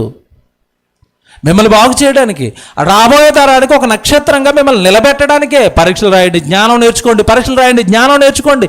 మా గురించి ఏం అడగట్లేదండి, బ్రతిమాలటం లేదు. మీకు మంచిది. మా స్వార్థం ఏంటంటే మా కన్న తండ్రికి రాబోయే తరాన్ని ఏమైనా మీరు నిలబెడతారేమోనని, రాబోయే తరానికి ఏమైనా ఈ సత్యవాక్యాన్ని పట్టుకెళ్తారేమోనని. ఎందుకంటే దయ్యం చుట్టూ అబద్ధ బోధలతో మూసేసిందండి. ఒక్కడు ఎంత పని చేస్తాడండి, ఇద్దరు ఎంత పని చేస్తారండి, ముగ్గురు ఎంత పని చేస్తారండి.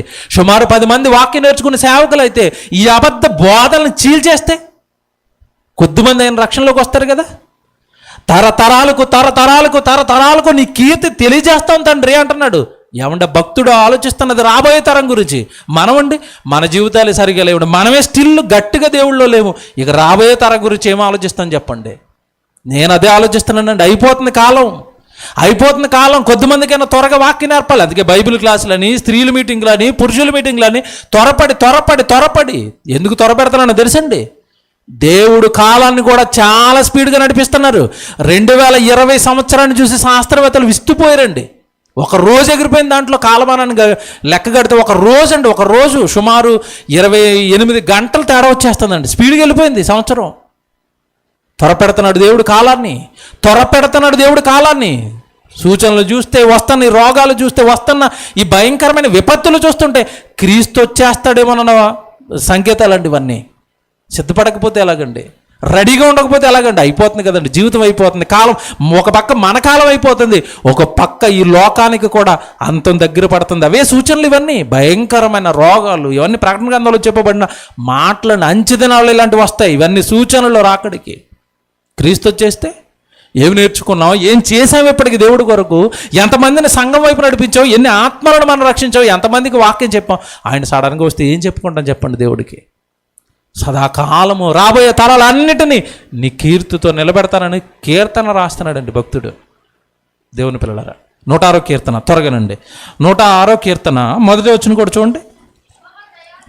యెహోవా దయాళుడు, యెహోవా దయాళుడు, యెహోవా దయాళుడు, యెహోవా దయాళుడు. ఎందుకంటున్నానో తెలుసండి, మనం ఎన్ని పాపాలు చేస్తున్నా దయ చూపుతున్నాడండి. యెహోవా దయాళుడు, యెహోవా దయాళుడు కనుక మీరు ఆయనకి ఏం చేయాలి? కృతజ్ఞతాస్తుతులు చెప్పండి. ఒక మాట ఒక అధ్యాయం చదవాలండి ఇప్పుడు మీరు చాలా స్పీడ్గా. అసలు నిజానికి అధ్యాయం అంతా కూడా స్తుతి చెల్లించాలి అని రాశాడండి. మీరు దేవుడికి ఎల్లప్పుడూ స్తుతులు చెల్లించాలి అని ఒక అధ్యాయం రాశాడండి. అధ్యాయం అంతా కూడా మీరు చదువుతున్నప్పుడు ఎందును బట్టి స్తుతులు చెల్లించాలో కాస్త వివరణగా రాసుకుంటూ వెళ్తున్నాడు. 107వ కీర్తన అందరూ వచ్చేయండి త్వరగా. 107వ కీర్తన పక్కనే ఉంది కదా. 8వ వచనం చదవండి మొదట. 107వ కీర్తన అండి. 107వ కీర్తన 8వ వచనం.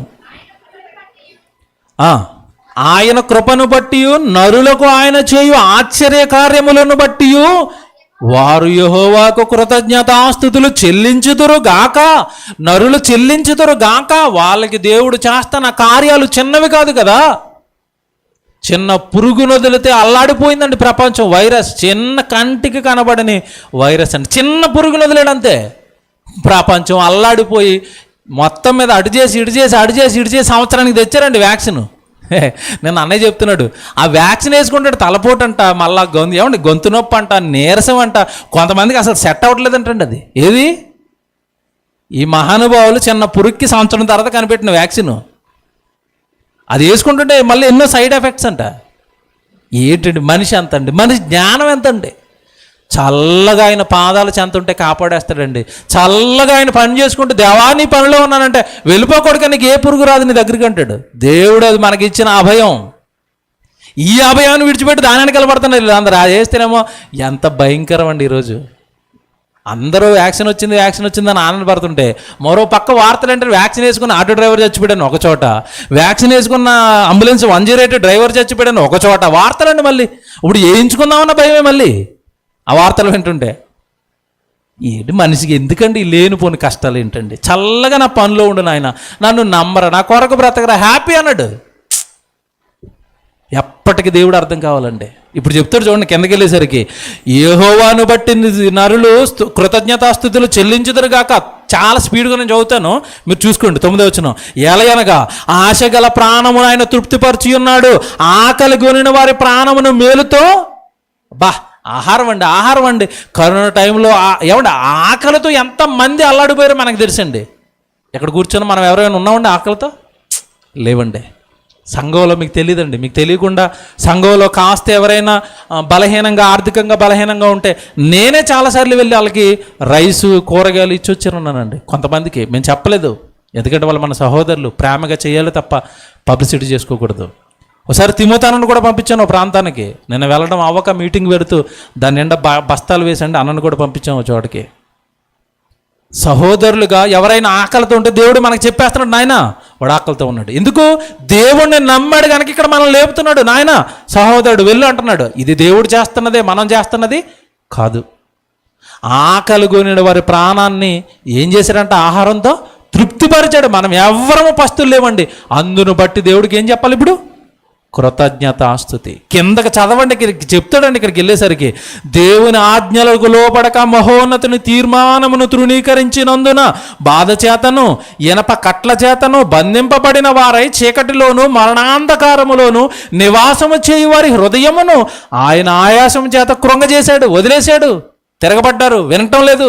వదిలేయంగానే వాళ్ళ జీవితాలు ఆయాసంలోకి వెళ్ళిపోయాయి. ఆ తర్వాత చూడండి ఏమంటున్నాడు, వారు కూలి ఉండగా సహాయము లేకపోయాను, కష్టకాలమందు వారు యెహోవాకు మొర్ర పెట్టిరి, ఆయన వారి ఆపదలలో నుండి మరలా వారిని విడిపించెను, వారి కట్లను తెంపివేసి చీకటిలో నుండి మరణాంధకారములో నుండి వారిని మరలా. ఏం మాట్లాడండి ఇవన్నీ చూస్తుంటే? కరోనాకి కరెక్ట్గా యాప్ట్ అవ్వట్లేదండి ఇవన్నీ. ఎక్కడుంది చెప్పండి? కరోనా టైంలో ఫిబ్రవరిలో ప్రపంచం అంతా ఎలాగుంది చెప్పండి? ఫిబ్రవరి, మార్చిలో ఏం సహాయం అండి? అసలు భయంకరం కదండి. బయటకు అడిగెట్టాలంటే భయం, డోర్ ముట్టుకోవాలంటే భయం, డోర్ తీయాలంటే భయం, మైక్ పట్టుకోవడానికి భయం. ఎక్కడుందో పురుగు?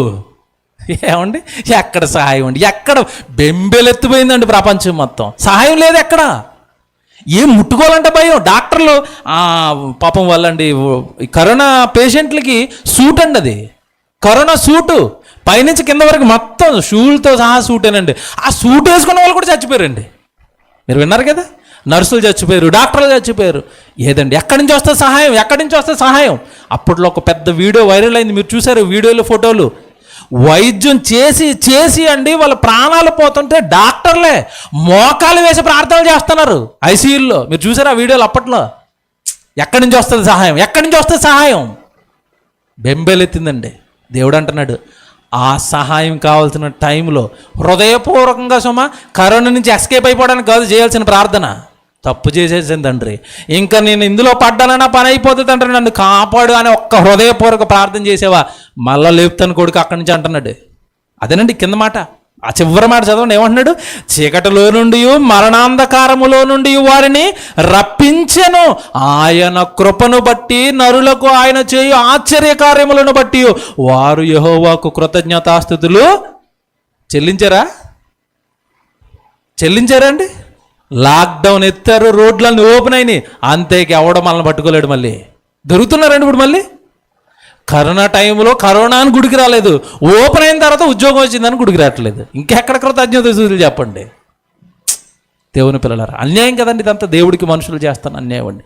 ఈ అధ్యాయం అంతా చదవండి దయచేసి. ఈరోజు ఇంటికి వెళ్ళి ఈ అధ్యాయం అంతా చదవండి. మీకు మధ్యలో వచ్చిన చెప్తానండి. ఇప్పుడు ఎంత చదివారు? 15 చదివారు కదా, 21 చదవండి. తర్వాత 21 తర్వాత 31 చదవండి. 31 తర్వాత చివరండి ఈ అధ్యాయాన్ని ముగిస్తున్నాడు. ఇక ఈ అధ్యాయం ఎండింగ్లో 43వ వచనంలో ఒక మాట చెప్తాడు. 43 చదువుకుందాం డైరెక్ట్. బుద్ధిమంతుడైన వాడు ఈ విషయంలోనూ ఆలోచించును. ఏ విషయాలు? ఎప్పటి వరకు నేను చెప్పినవన్నీ బుద్ధిమంతుడైతే ఆలోచిస్తాడు. నిజమేనండి నన్ను కాపాడాడు, నిజమేనండి నన్ను తిరిగి లేపాడు, నిజమేనండి ఆయన లేకపోతే నేను పోయేవాడినండి. ఆ దేవుడు నాకు చేసింది చాలా పెద్దదండి, నేను ఏం చేస్తున్నాను దేవుడికి? బుద్ధిమంతుడైతే ఈ విషయములను ఆలోచించును, యెహోవా కృపాతిశయములను జనులు తలపోయిదురుగాక. దేవుడు చేసిన కృప, దేవుడు చేసిన మేలులు వాళ్ళ తలపోయిదురుగాక అంటున్నాడు. ఎవరు తలపోస్తున్నారండి? మనుషులు ఎలా ఉన్నారో యేసుప్రభు చెప్పాడండి బైబిల్లో. కీర్తన లోకాసు వార్త ముగిస్తానండి. ఇక లోకాసు వార్త 6వ అధ్యాయము 35వ వచనం అండి. లూకా సువార్త 6వ అధ్యాయం 35వ వచనం చూడండి. మీరైతే ఎట్టి వారిని గూర్చి అయినను నిరాశ చేసుకొనక. ఇక్కడి నుంచి చాలా జాగ్రత్తగా వినాలి. మీ శత్రువులను మీరు ప్రేమించండి, మేలు చేయండి, వాళ్ళకి అప్పివ్వండి, అప్పుడు మీ ఫలం గొప్పదవుతుంది. శత్రువులను ప్రేమించాలి, ఏమండి, దుర్మార్గులను ప్రేమించాలి, అందరినీ ప్రేమించాలి, వాళ్ళకి మేలు చేయాలంట, అప్పడిగితే వాళ్ళకి అప్పు కూడా ఇవ్వాలంట. ఆ తర్వాత చూడండి ఏమంటున్నాడు, మీరు అలా చేస్తే సర్వోన్నతుని కుమారులై ఉంటారు. ఈ మాట అండర్లైన్ చేసుకోండి. ఆయన కృతజ్ఞత లేని వారి ఎడల, దుష్టుల ఎడల దేవుడు ఉపకారి. కృతజ్ఞత లేని వారికి కూడా దేవుడు ఉపకారం చేస్తున్నారంట. కాపాడబడ్డారు, కరుణించబడ్డారు, కరుణ నుండి బయటపడ్డ తర్వాత మళ్ళా వాళ్ళ జీవితాలలో మార్పు ఏమైనా వచ్చిందా? మరలా వాళ్ళ జీవితాలలో దేవుడు ఏమైనా బలంగా పడ్డాడంటే లేదండి, మరలా లోకంలో పడ్డారు. వాళ్ళ ఎడల కూడా దేవుడు ఏం చూపుతున్నాడంటే పోన్లే కృతజ్ఞత లేని వారి ఎడల కూడా దేవుడు దయ చూపుతున్నాడంట. కృతజ్ఞత లేని వాళ్ళు మర్చిపోతున్నారండి దేవుడు చేసేవి, మర్చిపోతున్నారండి దేవుడు సహాయాలు. ఇంటి పక్కోడు చిన్న కూర ఇస్తేనే అమ్మో ఎంత పొగుడుతారండి. చిన్న కూర ఇచ్చినందుకు ఓ రోజు మటన్ కూర ఇచ్చారనుకోండి, ఆదివారం కదండి, ఇల్లులు మారుతూ ఉంటాయి అవి కప్పులు. చేపల కూర, మటన్ కూర ఇంటికి వచ్చింది అనుకోండి, ఏం చేస్తారు చెప్పండి? ఇచ్చేటప్పుడు మళ్ళీ ఉతికిన్నిస్తారండి, ఏమిస్తారు చెప్పండి? మంచి సాంప్రదాయం ఉంటుందండి కొన్ని కుటుంబాల్లో. ఎవరైనా ఇంటికి ఏదైనా వేసిస్తే ఆ గిన్నెలు రివర్స్లో ఒట్టికెవరు, మళ్ళీ అందులో స్వీటో, అందులో ఒక లడ్డో ఎందుకు పెట్టారు చెప్పండి? వాళ్ళు మనకి ఇచ్చారు కనుక వాళ్ళు మనం కృతజ్ఞతగా వాళ్ళకు కూడా ఇవ్వాలి. నేను మాట అడుగుతానండి, దేవుడికి ఏమి ఇస్తే హ్యాపీగా ఉంటాడు చెప్పండి? ఒకటేనండి దేవుడు హ్యాపీగా ఉండేది, వాక్యం ప్రజలలో ప్రకటించబడుతుందా, ఎవరి వలనైతే ప్రకటించబడుతుందో ఆ రోజు దేవుడు చాలా హ్యాపీగా ఉంటాడండి. నా మాట నా ప్రజల మధ్యలో ఉంది. దేవుడు ఎక్కువ ఆనందపడేది ఇది ఒకటేనండి. ఎందుకు అంటే ఆ మాట ఎవరికి తగులుతుందో తెలీదు, ఆ మాట ఎవరిని మారుస్తుందో తెలీదు, ఆ మాట ఎవరిని తన వైపు నడిపిస్తుందో తెలీదు. ఒకవేళ ఆ ప్రసంగం కనుక పనిచేసి అతడు దేవుడి వైపు నడిపింపబడ్డాడా, దేవుడండి ఒక ఆత్మను రక్షించినందుకు పరలోకంలో ఏం చేస్తానని రాశాడు? పండగ దూతలు అందరినీ పిలుస్తాడు, రండి. ఒక కొడుకుని నా దగ్గరికి తెచ్చారు కింద మియాపూర్ సంఘం వాళ్ళు, రండి పండగ చేద్దాం. పరలోకంలో పండగ జరుగుతుందండి ఒక ఆత్మ దేవుడి దగ్గరికి వస్తే. ధైర్యంగా నేను మాట చెప్తానండి, సినిమా మొదలెట్టామండి, చాలా కష్టాలు, భయంకరమైన కష్టాలండి. అది మొదలెట్టినప్పటి నుంచి కష్టాలే. ఎన్ని కష్టాలైనా మాకు వచ్చిన పెద్ద హ్యాపీ ఏంటో తెలుసండి, అది ఇంకా అవ్వలేదు, ఖర్చు ఉంది, జరుగుతుంది పని. ఆ సినిమాని షూట్ చేసిన కెమెరామెన్ గారండి, అన్నయ్య ఒక 2 వారాలు ఛాన్స్ ఇవ్వండి, 2 వారాల తర్వాత మీ ఆదివారం గుడికి వచ్చేస్తాను అంటున్నాడు. అన్యుడండి ఆయన. నాకు వచ్చిన ఆనందం అండి నిజంగా రాత్రేనండి ఫోన్ మాట్లాడానండి, అన్నయ్య సంతోషాన్ని సినిమా, మన సినిమాకి అయిన తర్వాత అండి ఆయనే సంతోషాన్ని సినిమాకి మేమే ధర్మశాలి ఆ సినిమాకి ఆయన్ని అరేంజ్ చేశాడు కెమెరామ్యాన్గా. ఇక్కడ మన ప్రేమ చూసాడండి. ఏంటన్నయ్య మీ వాళ్ళు అసలు యూనిట్ వాళ్ళని అంత ప్రేమగా చూసుకుంటున్నారు, మన పిల్లడు తెలుసు కదండి, ఎంత మర్యాద రాచ మర్యాదలు చేశారండి అలా యూనిట్ వాళ్ళకి. సినిమా వాళ్ళని ఎవరండి అలా చూస్తారు? పప్పు పాడేసి బారా పని చేసుకుని తినేసి అంటారంట. మన వాళ్ళు అలా కదండి, అన్నయ్య తింటారా చికెన్లు, ఏమంటే సార్లు, రసాలు, సాంబార్లు, అబ్బా మంచి మెనూ పెట్టి ప్రేమగా చూసుకునేసరికి అండి, ఏంటి మనుషులు ఇలా కూడా ఉంటారా అలా అన్న డైలాగ్ అండి. మనుషులు ఇలా కూడా ఇంత ప్రేమిస్తున్నారు ఏంటి అన్నయ్య మీరు? మేము దేవుడు పిల్లడం అన్న, మా మధ్యలోకి ఏ మనిషి వచ్చినా మేము మాతో సమానంగా వాళ్ళని చూస్తాం. మన పిల్లలు మేము ఏది తిన్నామో వాళ్ళకి అదే పెట్టామండి, వాళ్ళ మధ్యలో కూర్చుని ఆశ్చర్యపోయారండి. అన్న మేమేమి ఇది డబ్బులుండి తీయట్లేదన్న, మా సంఘం అంతా 10,000, 5,000 భయంకరమైన చిన్న పనులు చేసుకునే వాళ్ళని, ఆటో వాళ్ళు పని చేసుకుని ఈ ధనమంతా కూడవేసి దేవుడి కొరకు ఇది తీస్తున్నాం అనేసరికి వాళ్ళ ఫస్ట్ షెడ్యూల్లోనే అవాక్ అయిపోయారండి. ఇవన్నీ చూసి దేవుడి కోసం ఇలా చేస్తారా? దేవుడి కోసం కూడా అప్పులైపోయి ఖర్చు పెట్టే వాళ్ళు ఉన్నారా ఈ కాలంలో? కనపడని దేవుడి కోసం. అవునన్నా, ఈ సినిమా ప్రపంచానికి వెళితే మా బైబిల్ గొప్పతనం, మా దేవుడు గొప్పతనం చాలా తెలుస్తుంది అన్న ప్రపంచానికి. నేను చిన్నగా ఆయనకు నాకు స్టార్ట్ అయిందండి, దొరికినప్పుడు ఇలా దేవుడి మాటలు చెప్పడం, ఇలా చెప్పడం. ఆయనకి ఎందుకోనండి మన దగ్గరకు వచ్చిన తర్వాత మన పిల్లలందరూ, మన వాతావరణం, మన చర్చ్ నచ్చేసిందండి. ఇక్కడ కూడా వచ్చాడు ఆయన. ఆ తర్వాత సంతోషాన్ని వాళ్ళ దగ్గరికి వెళ్ళేసరికి వాళ్ళు తెలుసు కదా వాళ్ళు మన పిల్లలే, వాళ్ళు అక్కడ చూసుకుంటున్న మర్యాదలు ఏంటన్నా మీరు అందరు ఇలాగుంటున్నారేంటి? నాకు ఇంక దేవుడు ఎందుకునన్నా మీ వైపుకు నడిపించాడన్నా. మొదట మీ సినిమా, తర్వాత ఆ సినిమా, మీరు 2 సినిమాలు చేసిన తర్వాత ఇంకొక 2 సినిమాల మీద సైన్ చేశాడండి ఆయన. నా లైఫ్ చాలా బాగుంటుందన్న. నేను నాకు 2 వారాలన్నా సంతోషాన్ని దగ్గర షూటింగ్ ఉంది. ఆ తర్వాత వచ్చే వారం నుంచి మణికొండలో నేను ఉంటాను, మీ గుడికి వస్తాను, ఆదివారం గుడికి వచ్చేస్తాను అంటున్నాడు. రాత్రి అండి. ఏమంటే లక్షల రూపాయలు ఖర్చు పెట్టాం, ఏంటి ఏం జరుగుతుంది అనుకున్నాం కానండి, దేవుడు ఇందుకు ఖర్చు పెట్టించాడేమనిపించిందండి. ఒక ఆత్మ అంటే దేవుడికి ఆనందం కదండి పరలోకంలో. సినిమా రిలీజ్ అయిన తర్వాత వస్తాయనుకున్న ఆత్మలు దాన్ని చూసి ఏమంటే షూటింగ్లో ఒక ఆయన దొరికాడండి. వచ్చిన యూనిట్ అంతా దేవుడి గురించి గొప్పగా మాట్లాడుకున్నారు మమ్మల్ని చూసి. ఏంటన్నా ఇలా దేవుడి మాటలు చెప్తున్నారేంటి సినిమాలో, వాక్యాలు చెప్తున్నారేంటి సినిమాలో? దేవుని పిల్లలరా, ఏది చేసినా దేవుడికి మేలే జరుగుతుందండి. కనుక ఎప్పుడు కూడా మనం దేవుడికి ఏం చేస్తున్నాం, కృతజ్ఞతాస్తుతిగా దేవుడి గురించి ఏం మాట్లాడుతున్నాం, ఏం చెప్పిస్తున్నాం, ఏం చేస్తున్నాం, ఎప్పుడు ఇది మన మనసులో ఉన్నప్పుడు అండి దేవుడు మన జీవితాలను బట్టి ఆనందపడతాడండి. ఎన్ని చేస్తున్నాడండి. తిరిగి ఏం చేస్తున్నామండి? చిన్న చిన్నవే మనం చేసేవి. దేవుని పిల్లలరా, కనుక కృతజ్ఞతాస్తుతులు ప్రతి విషయంలోనూ మనం చెల్లింప బద్దులమై ఉన్నాం. ప్రార్థన చేసుకుంటాం.